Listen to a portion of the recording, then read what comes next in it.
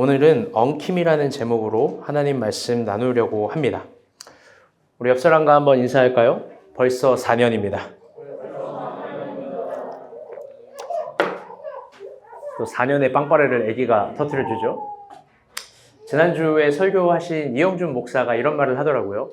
이런 환경에서 어떻게 설교를 하시냐고. 그래서 이런 환경에서 부흥까지 한다 이렇게 대답했습니다. 아이의 울음소리는 좋은 교회 소리입니다. 아멘?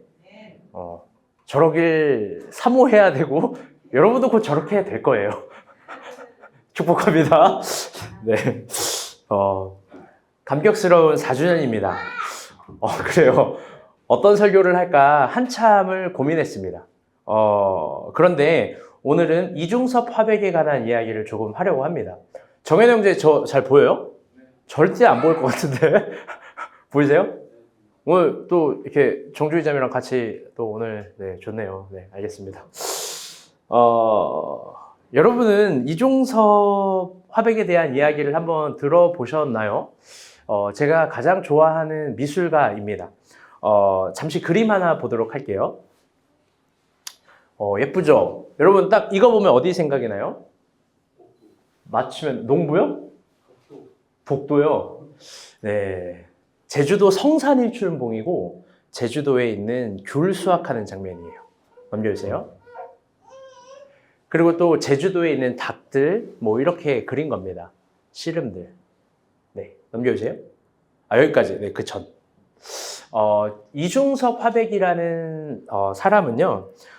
이 그림들은 언제 그려졌냐면 1940년대부터 50년대 사이의 그림 작품이에요. 지금으로부터 한 7, 80년 전 작품.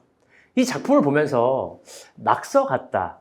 혹은 저게 무슨 그림이냐라고 생각한다면 여러분 정말 수준이 저와 비슷한 사람이긴 해요.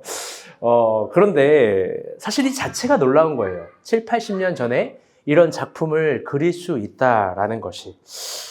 이중섭 화백은 잘 들어봐요. 한국인으로서 최초로 일본의 가장 유명한 미술 8개를 유일하게 다 휩쓴 1인이고 일본인도 못 탔어요.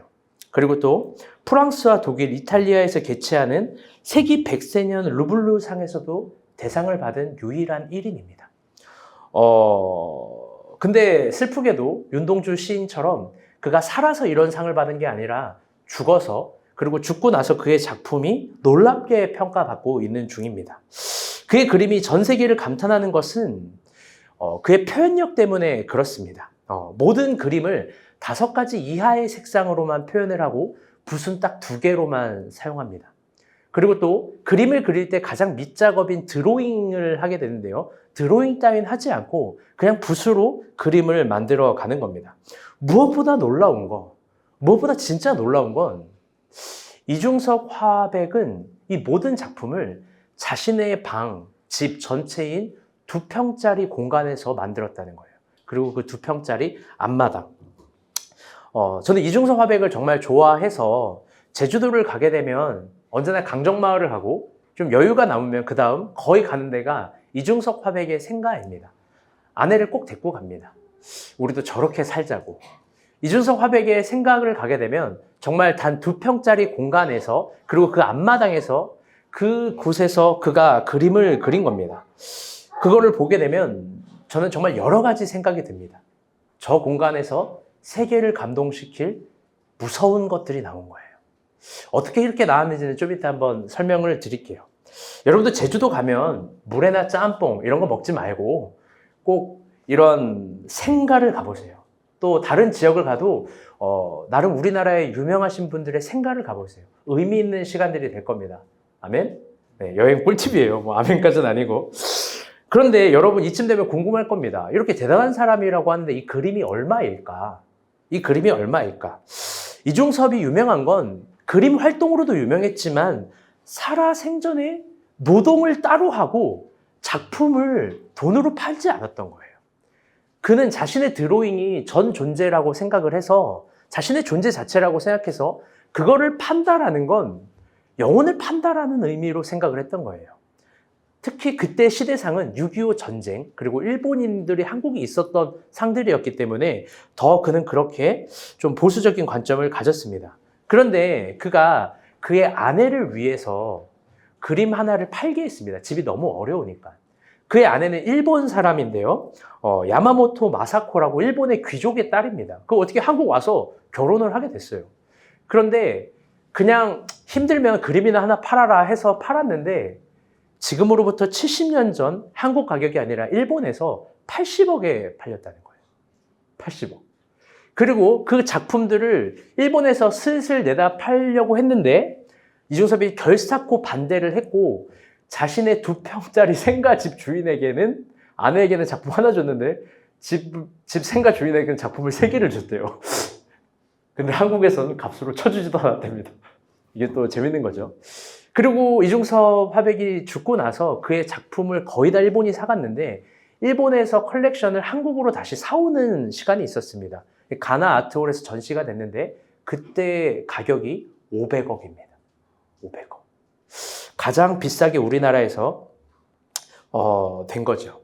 그리고 그 500억 중에서도 가장 비싸게 팔린 200억짜리 작품을 여러분에게 한번 보여드리려고 합니다. 넘겨주세요. 그게 바로 이 황소라는 작품입니다. 여러분 볼 때 뭐 이거 나도 하겠네라고 하는데 이 정도 그리면 200억이래요. 미안해요. 그리고 또 그 옆에 네, 좀 역동적이지 않습니까? 멋지지 않나요? 그리고 더 무서운 건 특수 물감도 아니라 그때 당시에 모든 사람이 쓸 수 있었던 그런 잡화점에서 쓸 수 있는 색료로 이런 그림을 그렸다라는 거죠. 얼굴이 참 잘생겼습니다. 얼굴 한번 볼까요? 마지막 PPT에 있는 건데. 강산해를 좀 닮았어요. 고약하게 생기기도 했죠.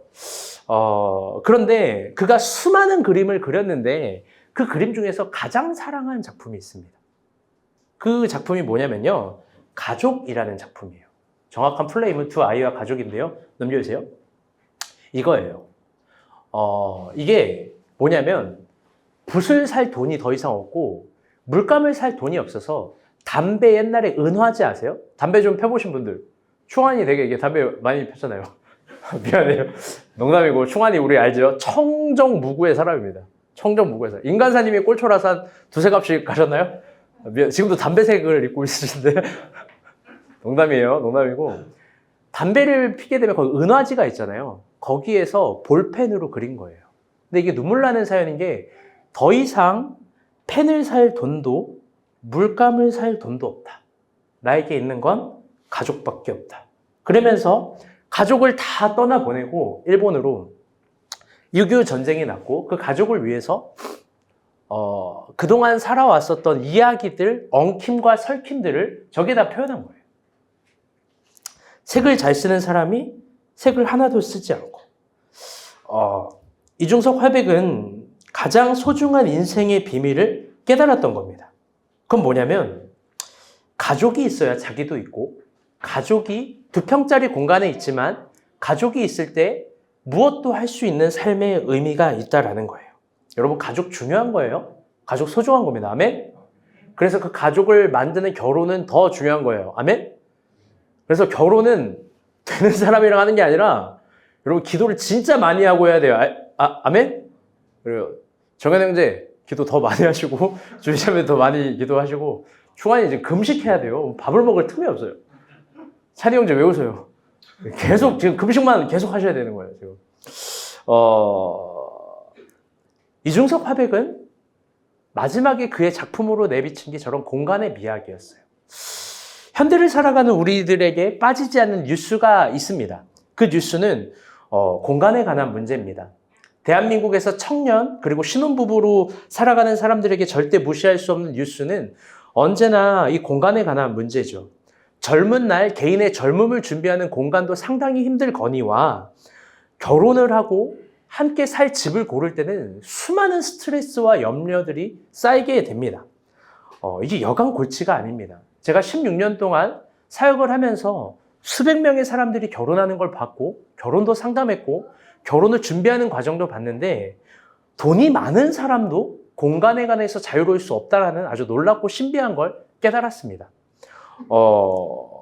이 공간을 준비하는 것 때문에 집을 준비하는 것 때문에 얼마나 치사하고 서운해지는지 모르겠습니다. 이 공간의 문제로 그동안 키워왔던 따뜻한 사랑이 차가워지는 것도 맞고 견고한 관계가 깨지는 것도 봤습니다. 그런데 여러분, 우리는 이 이중석 화백의 그림을 보면서 배워야 됩니다. 그럼 뭐냐면 2평짜리 공간도 사랑하는 사람과 함께 있으면 진짜 충분하다라는 거예요. 우리는 생애 진짜 단 한 번은 그런 정도의 공간감을 경험해야 돼요. 젊은 날 내 가족이 가장 소중한 공간이구나. 내 가족이 가장 소중한 사이이구나. 이건 돈으로도 가르침으로도 깨달음을 줄 수 없는 거예요. 거기서 참다운 삶의 의미를 진보시키고 가족과 함께 하면서 내가 가지고 있는 인생을 극대화시킬 수 있는 그 아름다운 진보성을 우리 다 경험해야 되는 겁니다. 이건 몽상이 아니라 중요한 사실이고 진리입니다. 우리가 믿는 하나님 나라도 여러분 동일합니다. 저를 봐주세요. 높은 산이 거친 들이 초막이나 궁궐이나 내 주 예수 모신 곳이 그어지는 하늘나라. 아멘? 우리는 언제나 이런 고백을 합니다. 우리 그리스도인이 공간에 대해서 이런 신앙 고백을 가지고 있는 건 이 세상 사람들과 분명히 다른 우리의 믿음입니다. 그리고 그것이 우리가 봤었던 교회의 모습입니다. 성경에서는 단 한 번도 교회의 공간에 대해서 고민하지 않습니다. 아둘람굴에 들어가서 하나님 나라가 만들어지는 거고, 베들레헴이라는 그 여관집 주인에서 메시아는 탄생하는 거고, 그리고 또 나사로라는 지역에서 예수 공동체는 출현하는 겁니다. 우리가 본 교회도 이 4주년 외관보다는 내면을 더 추구하는 교회가 됐으면 좋겠습니다. 아멘? 그런 중요한 주일에 오늘 하나님께서 우리에게 주신 본문은 상당히 은혜가 신비합니다. 우리 본문 1절 다 같이 한번 보도록 합시다. 시작!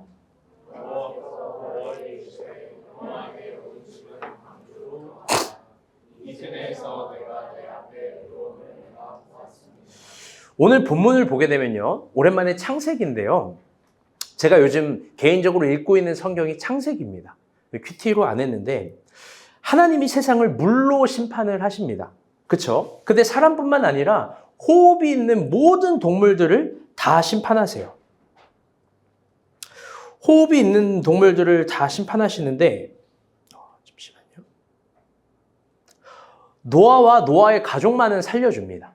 제가 신학이 미천할 때는 물은 이게 하나님인가? 하나님이 도저히 이해가 될 수 없었습니다.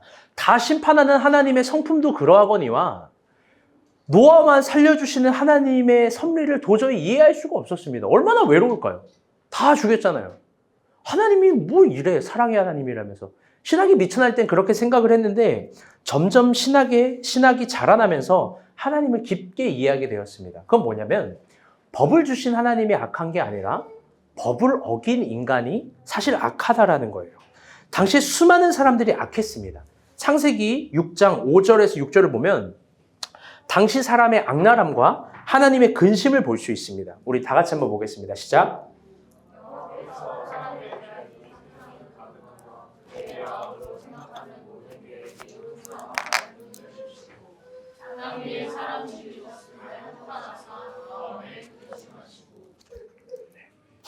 잠시만요. 그런데 여러분, 이 말씀, 사람들이 다 악했다라고 하잖아요. 그래서 하나님이 근심했다라고 하잖아요. 그런데 이 지점에서 우리는 한 가지 의문이 됩니다. 그건 정말 그 시대의 모든 사람들이 다 그렇게 악했을까요? 정말 착한 사람, 꽤 괜찮은 사람, 쓸만한 사람이 한 명도 없었을까요? 20세기 최고의 지성인이라고 불리는 라이놀드 리브어라는 사람이 있습니다. 니버라고도 부르고 리브어라고도 불리는데 그 사람이 전 세계를 놀래킬 만한 책을 썼습니다. 상당히 좋은 지식인인데요. 무슨 책을 썼냐면 도덕적 인간과 비도덕적 사회라는 책입니다. 그 책을 보게 되면요, 이 사회는 계속해서 진보하게 된다는 거예요. 치밀하게 과학적이게 되고 치밀하게 조직적이게 되고 모든 것들이 발달하는데 그 발달의 끝은 비도덕적 사회로 가게 된다는 거예요. 인간의 가치를 알아가는데 전쟁을 하잖아요. 생명의 가치를 일깨워주는데 생명을 빼앗잖아요. 먹을 거의 가치를 아는데 먹을 것을 독점합니다. 점점 사회 구조와 시스템은 비도덕적 사회로 가는데 재미있게도 그 비도덕적 사회에 도덕적 인간들이 더 많이 등장한다는 거예요. 니부어는 그거를 발견하게 된 거예요. 비도덕적 사회 속에서 꽤 괜찮은 사람들, 착한 사람들, 정말 의미 있는 사람들이 많이 있다라는 거예요. 여러분, 오늘 대한민국도 비슷합니다. 굉장히 비도덕적인 부분들이 많이 있지만 꽤 괜찮은 사람들, 우리도 이렇게 있는 것처럼요. 네. 여러분, 노아 시대 때는 어땠을까요? 노아 시대 때는요, 역시 비도덕적 사회에서 도덕적 개인은 진짜 없었을까? 저렇게 다 악하다라고 하는데, 오늘 본문에 있는 장이 창세기 7장입니다. 그런데 그 7장은 창세기 5장의 어떤 족보를 기점으로 나뉘는데요. 그게 바로 홍수죠. 홍수 전에 하나님이 족보를 기록하세요. 창세기 5장을 보면. 그런데 그 홍수 이전의 족보를 보게 되면 이런 인물들이 나와요. 아담, 아벨, 셋, 에노스, 마하랄레, 에녹, 무드셀라, 노아. 여러분 다 좋은 사람들 아닙니까? 적어도 이들은 도덕적인 개인이에요. 꽤 괜찮은 분들이에요. 그런데요, 왜 하나님은 그 사람들 중에 구원받을 사람이 없다라고 정확하게 이야기를 하는 걸까? 왜 하나님은 모두 다 그렇게 악하다라고 이야기를 하는 걸까? 이거에 대해서 오늘 설교는 심각한 논쟁과 설명을 하진 않겠지만 우리는 한 가지 염두에 두고 명확하게 해야 될 게 있어요. 그건 뭐냐? 우리가 보기에 그 어떤 착함과 의로움과 도덕적인 것들도 하나님 앞에서는 다 심판의 기준이 된다라는 거예요. 심판의 대상이 된다라는 거예요. 여러분, 노아는 그런데 왜 심판을 받지 않았을까? 노아에게는 어떤 특별함이 있는 걸까? 우리 본문 말씀 다시 한번 보도록 하겠습니다. 창세기 7장 1절인데요. 우리 빨간색 글씨만 읽어보겠습니다. 시작.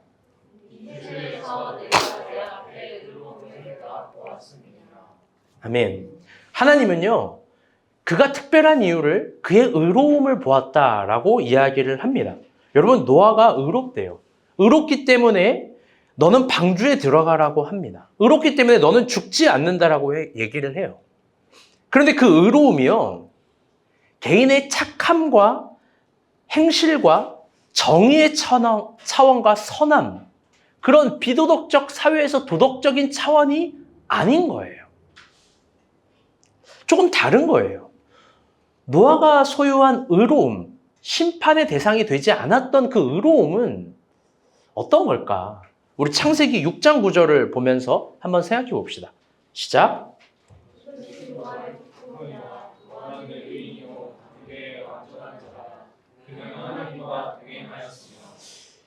그는 하나님과 동행했다. 이게 그의 의로움이래요. 하나님과 동행은 우리가 너무나 잘 알아서 이제는 더 이상 새롭지도 않은 진리입니다. 이런 이야기를 안 하는 교회도 없고 안 하는 그리스도인도 없습니다. 그런데 한 가지 재밌는 건 이 모습이 고대 근동에 있는 수많은 사람과 노아와 전적으로 달랐다라는 거예요. 이 모습이 뭔진 몰라도 노아에게만 있었던 특별함이고 하나님이 이 부분을 정말 깊게 봤었던 거고 너는 구원을 얻을 만하다라는 거예요. 동일한 지점이 에녹에게도 있습니다. 우리 창세기 5장 말씀 한번 봅시다. 시작.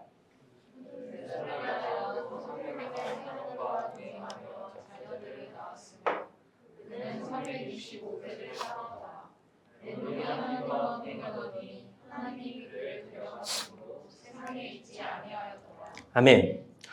거룩하고 완전했던 에녹도 하나님과 동행했다라는 이야기를 합니다. 그게 잘 들어보세요. 재밌어요. 그게 그의 완전성이라는 거예요. 그렇다면 오늘 한번 이 창립 4주년이 되는 지점에 우리 한번 고민해 봤으면 좋겠어요. 의로움이란 뭔지, 하나님과 동행한다는 건 뭔지. 우리가 생각할 때 동행이라는 건요, 그리스도인의 생각은 이런 생각이 강합니다. 임마누엘. 어디를 가든지 무엇을 하든지 하나님이 함께 하시는 겁니다. 그렇죠? 그런데 오늘 본문에 나오는 이 히브리어 단어는요, 임마누엘이 아니에요. 이게 뭐냐면 할라크라는 단어예요. 할라크. 전적으로 다른 단어입니다. 할라크는 뭐냐면 걸음을 걸을 때 의성어를 고대인들이 표현한 건데요. 우리 걸음을 걸으면 어떻게 해요? 이렇게 걸을 때. 뚜벅뚜벅. 그래, 뚜벅이. 쪼벅쪼벅. 쪼벅이? 미안.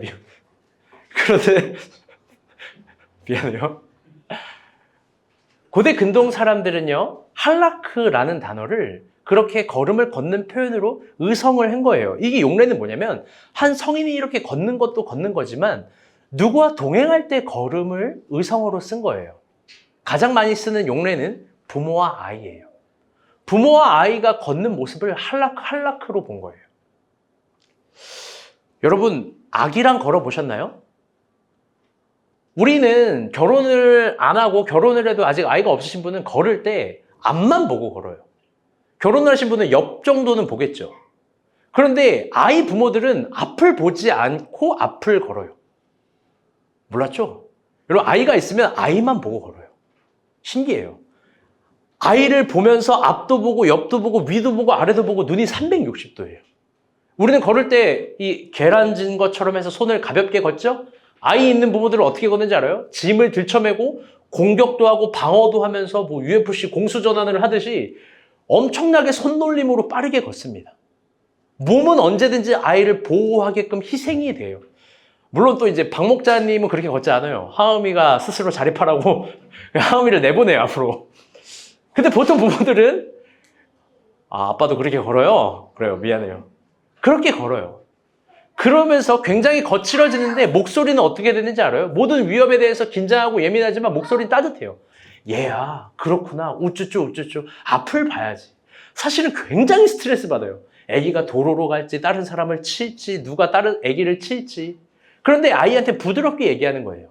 이런 역설, 이런 모순, 그게 아이를 보호하는 힘인 겁니다. 아기랑 걸을 때 고대근동의 사람들은 그런 모습을 한다 생각한 거예요. 우쭈쭈. 아이를 보호하는구나. 오늘 본문에서 노아가 하나님과 동행했다라고 이야기합니다. 한 개인의 존재를 완전히 보호하고 완전히 관심 있게 보고 그 사람을 관찰하면서 동행한 거예요. 우리가 딱 이렇게 생각했을 때는 하나님이 노아를 한락한 것처럼 생각합니다. 그렇죠? 하나님이 노아를 보호하고 하나님이 노아를 지키고 하나님이 노아와 관심 있게 본 것처럼 생각해요. 그런데 정확하게 성경을 보게 되면요, 하나님이 아니에요. 노아가 하나님을 한락한 거예요. 에녹이 하나님을 한락한 거예요. 즉 무섭게도 그들이 하나님을 보호하면서 걸은 거예요. 하나님 앞에 설 수 있는 의로움이란 이런 거예요. 여러분, 하나님의 관계를 내가 감히 지키고 하나님의 품을 내가 감히 보호하고 하나님이라는 존재를 내가 소중하게 여기는 거예요. 하나님은 완전하기 때문에 지키지 않아가 아니라 내가 내 하나님과의 관계, 내 하나님과의 걸음, 내 하나님과의 거리감을 아주 소중하게 싸매들면서 걷는 거예요. 감히 노아가 하나님을 지킨 겁니다. 이 걸음이 하나님이 볼 때 의로움이라는 겁니다. 의로움. 사랑하는 여러분, 여러분에게는 이런 마음이 있습니까? 여러분에게는 이런 걸음이 있습니까? 우리는 하나님을 너무 소중하게 생각해서 너무나 좋으신 하나님을 보호하면서 걷는 걸음이 있나요? 언제나 여러분에게 자주 이야기하지만 사랑은요, 인격적인 거고 그 인격적인 건 주고 받음이에요. 사랑은 주기도 하는 거고 사랑은 받기도 하는 거예요. 아멘? 하나님은 위대하시고 가장 강하시고 가장 단단하신 분입니다. 그렇다고 해서 늘 우리는 일방적으로 하나님이 나만 보호해야지, 하나님이 나만 지켜야지, 하나님이 나만 도와줘야지라고 하는 생각은 비인격적인 거예요. 언제나 여러분에게 자주 이야기하는 신앙의 그런 습성은, 좋은 습성은, 습관은 인간관계 가운데 통용되는 정의라는 게 하나님에게도 통용된다고 생각하면 편한 거예요. 여러분, 내가 밥을 먹는데 내 옆에 사람이 뻔히 밥을 안 먹은 걸 알아요. 그런데 나만 막 혼자 다 먹습니다. 치킨 한 마리 다. 배고픈 사람 서운해요, 안 서운해요? 서운하죠. 하루 종일 치킨 먹고 싶다고 이야기를 했는데 치킨을 나 혼자 다 먹는다고 생각해봐요. 그거 서운한 거예요. 인간관계의 정, 하나님도 동일해요.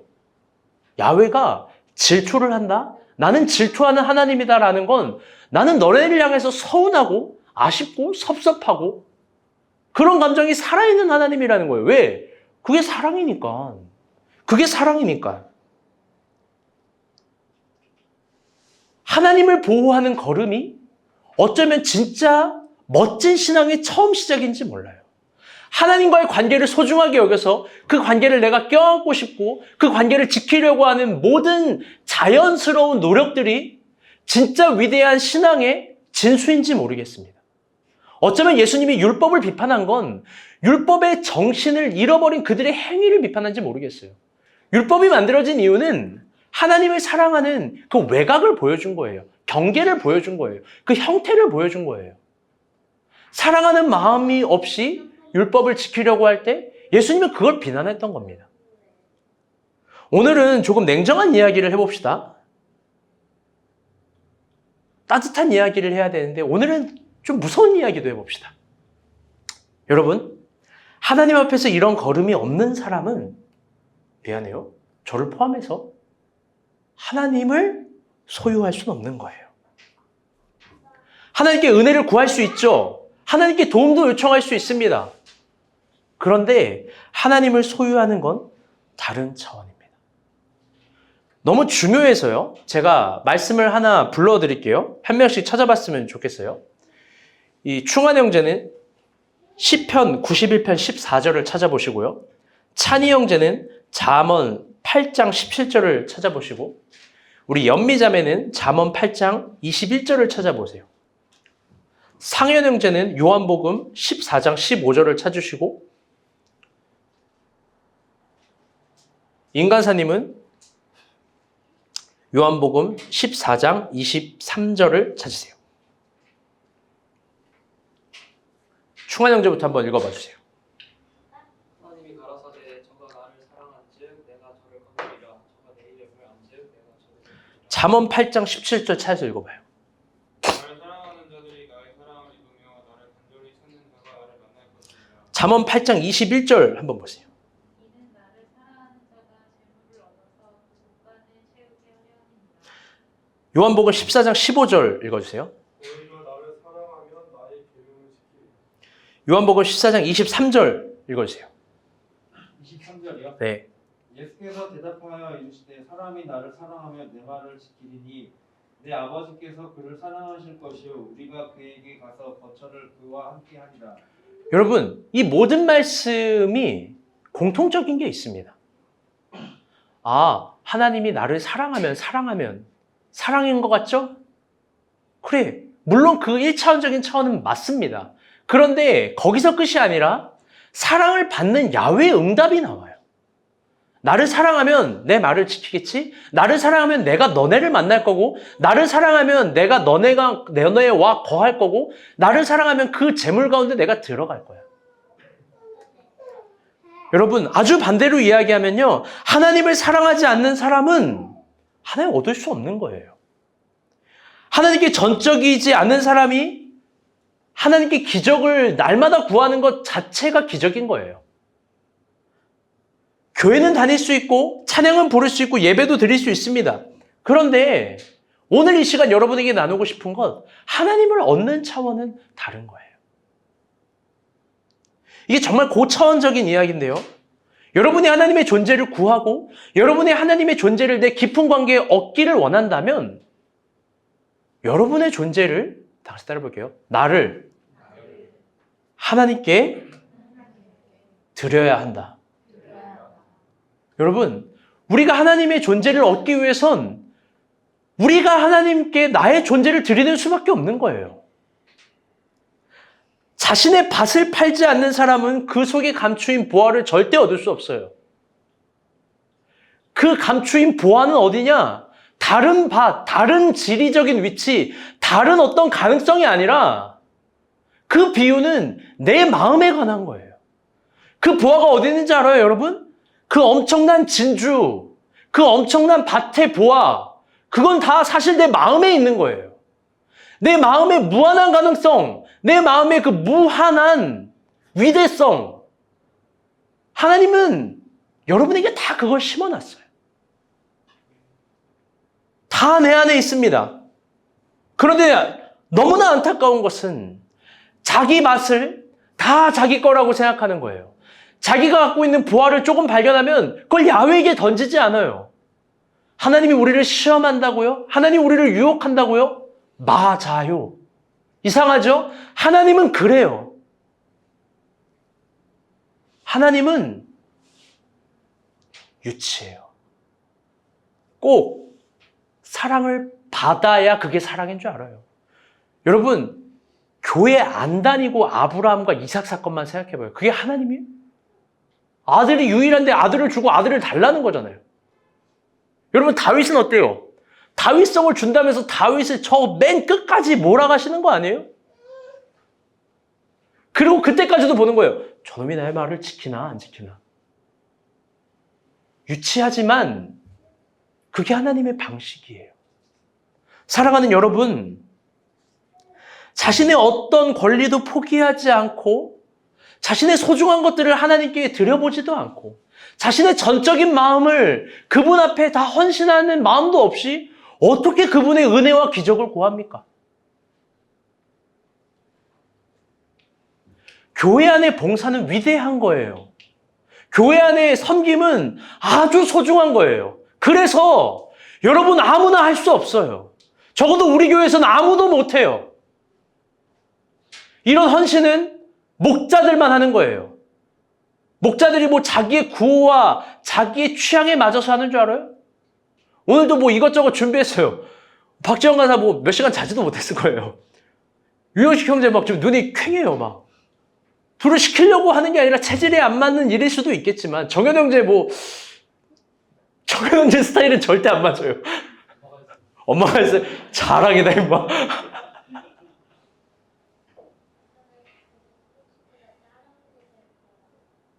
여러분, 옛날엔 박수진 자매 혼자 다 했어요. 그런 얘기 나중에 한번 하도록 하고. 여러분, 기독교에 황금률이라는 비유가 있죠. 너가 남에게 대접받고자 하는 대로 너도 남을 대접하라. 여러분, 왜 이게 황금률이냐? 모든 종교에, 모든 사회에, 모든 정치에, 모든 경제에 동일하게 적용되는 진리라서 그래요. 그런데 이게 황금률인 이유는 그것 이상의 의미도 있는데 이게 하나님과 나, 야훼와 인간의 개념, 관계의 개념에도 동일하게 적용이 된다는 거예요. 우리가 하나님께 대접받고자 하는 대로 우리도 하나님을 대접해야 돼요. 그런데 유치하게 이해하면 안 돼요. 아, 헌금하라는 소리구나. 아, 하나님께 와서 봉사하라는 소리구나. 아니요. 언제나 예수님은 그런 것들을 비판했어요. 우리 주님이 원하는 건 우리 가운데 있는 전적인 존재성이에요. 들으라 이스라엘아, 너는 마음을 다하고 뜻을 다하고 힘을 다하여 내 하나님 여호와를 사랑할지니. 아멘? 여러분, 주님은 이 존재의 전적인 것들을 원하는 겁니다. 4주년이에요. 오늘이 오기까지 저는 정말 풍성한 감정이 들더라고요. 어제까지도 안 그랬는데, 그저께까지도 안 그랬는데 어제는 좀 그렇더라고요. 저도 유치해지나 봐요. 나이를 먹는 건지. 그런데 돌이켜보니 저에게도 오면서 공허하고 힘든 날들이 사실 있었어요. 지금도 그런 부분이 조금 있긴 하지만 이제는 많이는 아니지만 여러분에게 나눌 수 없는 이야기들이 참 많이 있었고 저 혼자 감당해야 될 것들이 많았어요.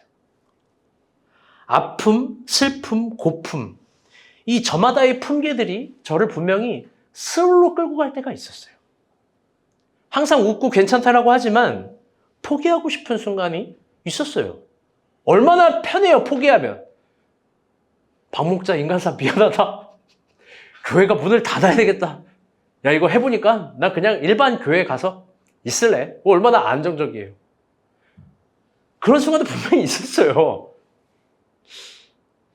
근데 가장 힘들었던 건 앞이 보이지 않아요, 앞이. 아무리 앞을 보는데 여러분은 이거를 모를 수도 있어요. 아무리 앞을 보는데 앞이 안 보여요. 그게 얼마나 죽을 것 같은 건데요. 너네들은 승진이라도 바라보고 월급날이라도 있고 또 친구 모임도 있고 앞이라는 걸 꿈꿀 수 있잖아요. 나는 결혼도 하고 애도 있어. 더 이상 볼 수 있는 앞이 없다고. 미안해. 웃으려고 한 소리.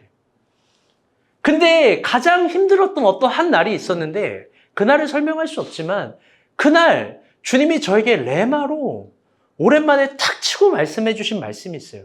옛날 제자훈련 때 얘기했었는데 이거예요.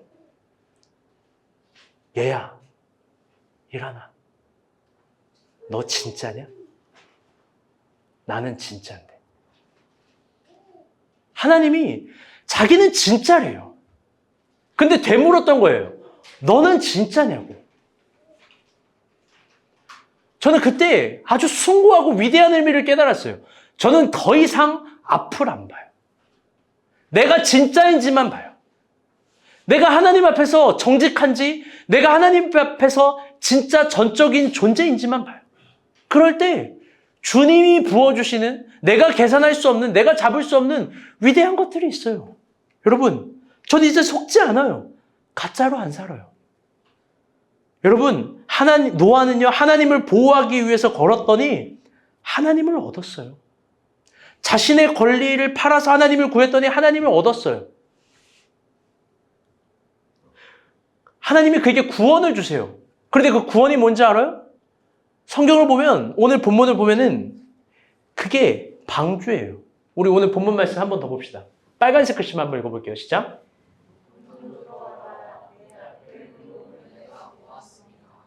아멘. 여러분, 방주가 뭘까요?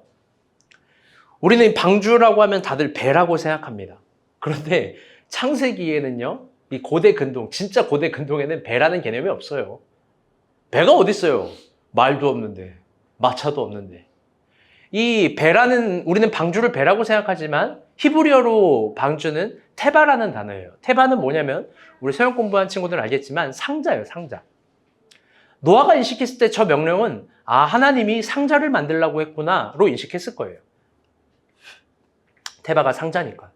그런데 그 상자를 어떤 식으로 만드냐? 우리 뭐 성경 보면 길어서 읽진 않겠지만 고페르 나무라는 걸로 3층을 싸서 만들라는 겁니다. 크기는 뭐냐면 축구장만한 크기예요.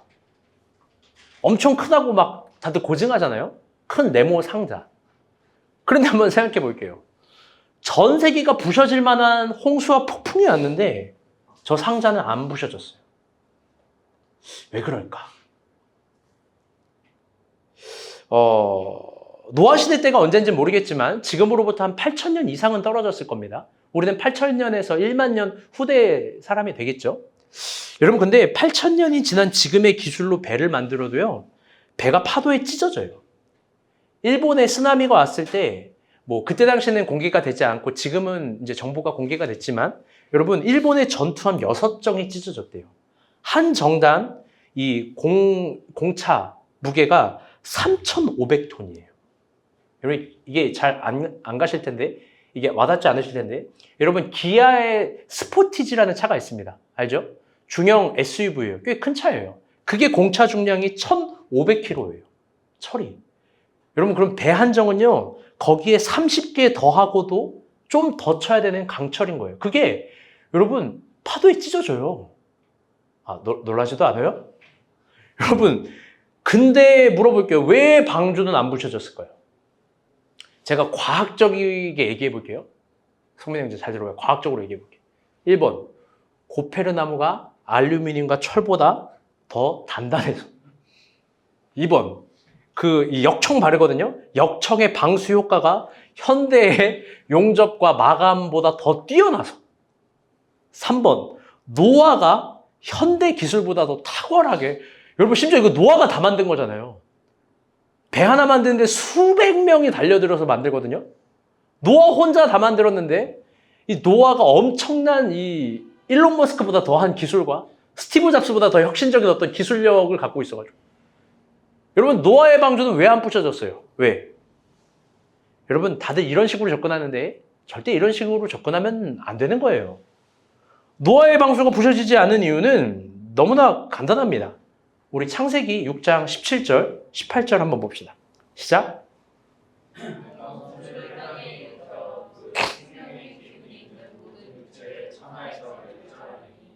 땅에 있는 것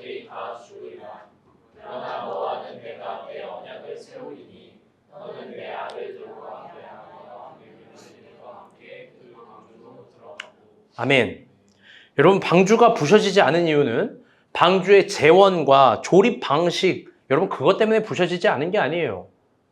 방주가 안 부셔진 이유는 따라해 볼게요. 하나님과 언약을 맺었다. 여러분 너무나 단순한 거 아니에요? 언약을 맺었기 때문에 3,500톤의 철갑의 배는 찢어져도 고작 고페르나무인 방주 안 부셔져요. 여러분, 언약은요, 그만큼 신비롭고 강력한 힘입니다. 그런데 다들요, 이 언약을 순삭해버려요. 그냥 순식간에 잊어버려요. 언약은 전적으로 하나님과 나와 맺는 관계성인데, 하나님과 나와 맺는 그 관계성을 다 순삭해요. 그냥 두 번째, 세 번째, 다섯 번째가 되게 하는 거예요. 우리 인생에 어떤 다른 해답이 있는 줄 알고, 우리 인생에 막힐 때 어떤 다른 정답이 있는 줄 알고, 이럴 땐 이렇게 살고 저렇겐 저렇게 살아야지라는 인생의 수많은 교훈들로 정말 교회에서 이야기하는, 정말 성서에서 이야기하는 대답, 정답, 해답을 무시해요, 우리가. 물어볼게요. 한번 진짜게 물어보겠습니다, 찬이 형제. 결혼은 어떻게 해야 되는 거예요? 좋은 사람은 누군 거예요? 어떤 사람이랑 결혼해야 잘했다라고 말하는 거예요? 여러분, 기도밖에 답이 없는 거 아니에요? 아멘? 충환 형제. 그렇지, 아멘. 이제 더 이상 말도 꺼내지 마세요. 한번 물어봅시다, 성근 형제. 굉장히 어려운 직장을 갖고 있는데, 그 직장에서 승진은 어떻게 하는 거예요? 그 직장에서 어떻게 직장을 가야 좋은 직장을 더 맺는 거예요? 네? 어떤 의미에서 저게 답이에요? 여러분, 백문일답, 100가지 문제가 있어도 대답은 예수 그리스도 아니에요? 여러분, 기도하는 것 왜 우리에게 진리와 대답이 어디 있어요? 하나님을 믿는다면 거기에서부터 출발하고 거기에서부터 인도받고 거기에서부터 시작되는 대답이 사실은 가장 진실이고 가장 진리에 가까운 사실이에요. 이걸 무시하는 게 오히려 우리예요. 저는 수많은 인문학 책을 보고 수많은 책을 봐서 뭐 별 휘황찬란한 책들을 많이 봐도 인생의 대답에서 이야기하는 게 정말 유치해요. 왜? 그 다음 어떤 문제들, 그 다음 어떤 것들이 조금만 쌓여도 인생은 해답을 이겨낼 수가 없어요. 사랑하는 여러분, 가장 강력한 대답은 야훼가 주시는 언약이에요. 그 언약은 하나님과 나와의 관계입니다. 아멘? 저는 이 본문이 너무 좋고 이게 신기해서 제 결혼 반지에 새겼어요. 저 이제 손가락에 살이 쪄가지고 결혼 반지를 못 껴요. 원래 무조건 끼는데 저희 집에 와보신 분들은 알겠지만 여러분 이제 더 많이 초대할게요. 저희 집이 뭐 전도사 집 같지가 않아요. 뭐 말씀, 뭐 액자도 하나 없고 뭐 성경 그림 십자가도 없어요. 사실 뭐 성경책은 있긴 하지만 뭐 별로 기독교적인 느낌이 없습니다. 그런데 반지 하나는 있어요. 거기에 창세기 6장 18절이 적혀 있어요. 그래서 아직도 이혼하지 않고 잘 사나 봐요. 오늘 안 오긴 했는데. 근데 여러분, 깊게 고민해 봅시다. 한 가지만 더, 그리고 설교를 마칠게요. 하나님이 노아에게 구원을 줬는데요. 그게 방주였는데요. 여러분, 그게 어떤 의미일까? 저는 사실 이 한 가지 의미를 이야기하기 위해서 천천히 여기까지 왔어요. 하나님이 준 구원의 문제는요, 결국 공간의 문제인 거예요. 방주라는 공간에 들어와서 구원을 얻은 겁니다. 우리는 구원을 개별적인 문제로 생각합니다. 물론 맞기도 해요. 그런데 성경을 조금 더 깊게 보면 구원이라는 건 공간에 관한 문제일 가능성도 상당히 높아요. 유월절도 마찬가지입니다. 네가 문설주에 피를 바르고 거기에 통과되니까 구원을 얻는 거예요. 모든 재산과 동물과 가족들이. 여러분, 그렇다면 생각해 봅시다. 하나님이 구원을 준 그 노아의 방주라는 공간은 여러분 어땠을까? 여러분, 그 방주에서 생활이 어땠을까요? 1번, 타워 팰리스처럼 편리했다. 모든 편의시설이 다 있다. 2번, 호텔처럼 쾌적했다. 3번, 콘도처럼 프라이빗했다. 여러분, 그랬을까요? 성경을 보게 되면요, 수백 마리의 동물들이 거기서 함께 타잖아요. 1년 동안 표류했대요. 각종 배설물들, 짐승, 냄새, 온갖 것들, 옷은 한 벌밖에 없었겠죠. 여러분이 생각하는 상상 이상의 그 모든 냄새들이 다 있었을 거예요. 정주재 왜 이렇게 좋아해요? 정현 형제가 그런 냄새가 나요? 엄청 좋아하네. 그 맡을 수도 없는 그런 최악의 냄새들, 최악의 기범벅들. 고은비 어딨어? 오늘 없어서 아쉬운데. 정리정돈이 어딨어요, 거기서? 네? 거기서 공간의 미학이 어딨냐고. 그냥 죄다 엉키고 설키고. 프라이빗이 어딨어요, 여러분? 여러분, 그런데 거기에서 구원이 이루어지는 거예요. 1년 동안 배에 머물렀기 때문에 습기도 가득하고 눅눅하고 끈적하고 엉키고 설키고. 그런데 거기서 구원이 이루어졌다는 거예요. 거기가 가장 안전하고 가장 행복하다라는 겁니다. 우리가 이것을 믿는다면요. 노아의 방주의 구원을 믿는다는 건 여기까지 가는 거예요. 그걸 믿는다면요. 여러분, 우리 인생의 공간에 대한 이해도 달라야 돼요. 언제나 편리하고 쾌적하고 프라이빗한 그런 공간만이 천국이 아니에요. 성경에서 말하는 천국은 함께 사는 곳이에요. 아멘? 성경에서 말하는 천국은 그리스도와 나가 하나가 되는 곳이에요. 그리고 너와 내가 하나가 되는 곳입니다. 여러분, 엉키고 설키고 있지만 이중섭 화백의 저 은화지 그림을 보세요. 저게 천국이었다고 최고의 작품으로 스스로 뽑잖아요. 여러분, 오늘은 4주년 되는 창립주일입니다. 중요한 의미, 중요한 교훈이 여기 있다고 생각해요. 제가 근데 이걸 묵상하는데 아주 중요한 걸 깨달았어요. 작년 자료, 재작년 자료, 재재작년 자료 보는데, 자료를 보는데 벌써 3년이 지난 자료를 보는데 창립주일에 아주 놀라운 걸 깨달았어요. 그게 뭐냐면요. 기록들을 보니까 우리가 창립주일엔 항상 아기가 태어난다는 거예요. 잘 봐요. 첫 해엔 하음이, 둘째 주엔 하주, 셋째 주, 이번 주에 누가 났어요? 하윤이. 놀랍지도 않아요? 나는 소름 돋아. 어떻게 다 이 날짜일까? 그래서 목자들이 회의할 때, 야, 이거 신기하다. 내 기록을 보니까 항상 창립주일에 아기가 태어난다.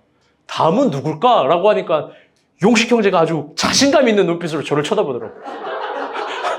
왜 나를 보는지 모르겠는데. 지원자매는 이제 뭐 쳐다도 안 보고 자신감 있는 눈빛으로 거의 뭐 이사야의 마음. 주님 나를 보내소서. 미안해요. 그래서 좀 요즘 멀리 하나?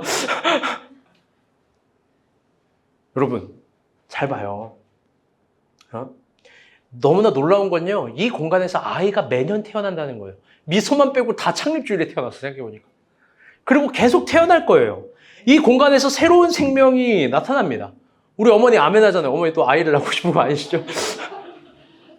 계속 아이가 나타납니다. 여러분, 그런데 우리의 이 물리적 공간도 한번 생각해봐요. 여러분, 이 공간 어때요? 아마 오은영 박사님 오시면 박살나게 혼나겠죠. 왜요? 아이들을 위한 공간이 없어요. 네? 공간이라고 이게 뭐 누가 예배학자가 오면 막 난리칠 거 이게 예배당이야? 강대상도 하나 없고 뭐도 없고 뭐 없는 것도 죄다 투성이 얘기할 거예요. 뭐 엘리베이터가 있어요. 애기 잠옷실이 있어요. 뭐 애기들을 위한 전용 공간이 있어요. 사실 되게 미안해요. 한계도 있고 잘 안 되는 것도 사실이에요. 맞아요. 그런데 잘 생각해봐요. 그렇다고 여기가 천국이 아닌 게 아닌 거예요. 응? 창립 4주년 하나님이 여기에서 주는 메시지가 있습니다. 우리의 공간을 생각합시다. 이 교회라는 공간을 오늘은 생각합시다. 여러분 신기하지 않습니까? 우리 교회는요. 저 이중섭 화백의 그림을 닮아 있고 노아의 방주를 닮아 있어요. 천국을 분명히 닮아 있어요. 고운 모양이 하나도 없고 탁월한 모양이 하나도 없어요. 다 고페르 나무 같아요. 여러분 여기 벽 이거 뭐 페브릭 이쁜 거라고 박았는데 여기 알아요? 다 곰팡이 쓰고 또 누가 그러대요. 이거 페브릭으로 이쁜 거 가리니까 곰팡이 모양으로 가린 거냐고 정신 나간 사람이. 네? 바람 오면 바람 새고 비가 오면 비가 새고 해가 오면 해가 새는 공간이에요. 어떡하라고요? 우린 타워 팰리스가 아니에요. 그런데 여러분 그렇다고 해서 여기가 천국이 아닌 게 아니에요. 왜? 우리는 서로 엉켜있고 설켜있으면서 서로를 향한 숭고한 의미들, 사랑들이 계속 탄생합니다. 지독하게 사랑해요. 아주 지독하게. 서로가 더 엉켜있어요. 매번 더 엉켜있기를 바라요. 제가 이번 가을에 그걸 깨달은 게 있어요. 가을에 정현 형제를 신방하고 있었습니다. 신방하고 있었는데 헤라가 막 울면서 전화를 해요. 여보 큰일 났어. 어떻게 해서 왜? 그러니까 미소가 어린이집에서 누가 이 손을 물었대요. 여러분 아이 부모 입장에서 놀랄 일이에요. 근데 정현이가 부모인 나도 어쩔 수 없지 어린이집이니까 그럴 수도 있겠지 했는데 정현이 형제가 더 열받은 거예요.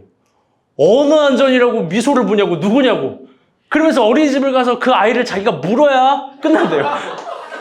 아이를 보면 원장이라도 자기가 물어 뜯어야 끝나겠어요. 알죠 저 스타일? 지금 심판 끝나고 가세요. 진심이었어요 진심. 제가 볼 땐 원장도 아이도 제가 살린 거예요. 여러분 근데 어디 우리끼리만 그럽니까? 누가 우리를 물면 우린 다 같이 물고 누가 우리를 때리면 같이 맞아주고 같이 때리고 한국 교회에서 우리 교회보다 큰 교회, 탁월한 교회, 화장실이 좋은 교회 얼마나 많이 있겠어요. 여러분 그러나 우리 교회 같은 교회는 많이 없다라고 생각을 합니다. 왜? 우리는 적어도 진심이니까. 사랑하는 여러분, 우리 하나님을 지킵시다. 아멘? 하나님을 지키고 그 하나님과 언약을 맺읍시다. 우리가 본 교회는 그거 하나면 앞날을 충분히 가를 수 있는 교회예요. 절대로 돈이 없다, 자원이 없다, 인력이 없다, 제 입에서 이런 말 하지 않을 거예요. 끼리끼리의 이야기들 속에선 혹 표현할 수 있겠지만 공식적인 설교에서 그런 말 하지 않을 거예요. 그거 없이도 그거 이상으로 부어주신 하나님이 우리에게 있습니다. 아멘? 그 하나님이 언약을 맺으시고 그 언약 속에서 우리가 엉키고 설킬 때 하나님 나라가 여기 있을 줄 믿습니다. 아멘? 말씀의 결론을 맺도록 하겠습니다.